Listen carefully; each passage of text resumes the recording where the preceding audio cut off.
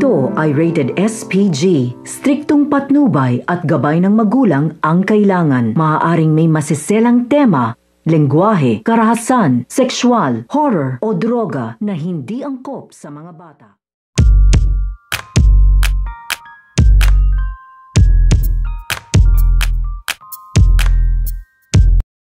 Ang pagtakas nito nga si Lily. So ito nga si Lily ay tatakas na nga ito at ililigtas na nga niya dito ang kanyang sarili dahil sa pagdating nga ng Talpos Aguila, ito nga si Carlo Dalisay ay magkakaroon nga dito ng matinding bakbakan. Kaya nagkanya-kanya na nga dito ng takas ito nga si Lily, si Renato at ito nga si Arturo. Kaya nga ito nga si Lily ay agad-agad nga itong sumakay dito nga sa kanyang eroplano upang tuluyan na nga itong makatakas at mas madali nga daw itong gamitin upang siya nga daw ay makatakas at makaalis nga daw dito nga daw sa lugar kung saan nga nagbabakbakan ito nga Talpos Aguila at ito nga si Carlo Dalisay at ang kanilang mga tauhan.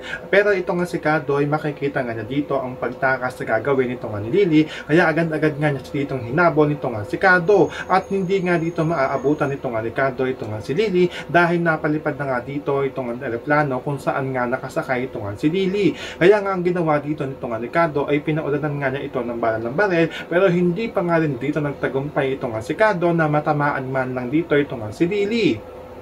Kaya nga ito nga si Carlo ay kinuha na dito itong ang bomba na ginagamit nga nila upang pasabugin nga dito itong ang kanilang mga kalaban at dito ay masasapul na nga niya itong ang eroplano na sinasakyan itong nga si Lily. Kaya nga ito nga si Lily wala na nga itong nagawa kundi napaiyak na nga lang ito at na nga sumabog dito ang kanyang sinasakyan. So pakakaabangan nga natin dito kung makakaligtas pa nga ba ito nga si Lily dito nga sa pagsabog ng kanyang eroplano. Iyan ang ating mga pakakatukan at pakakaabangan dito nga lang sa FPJ San Provinciano.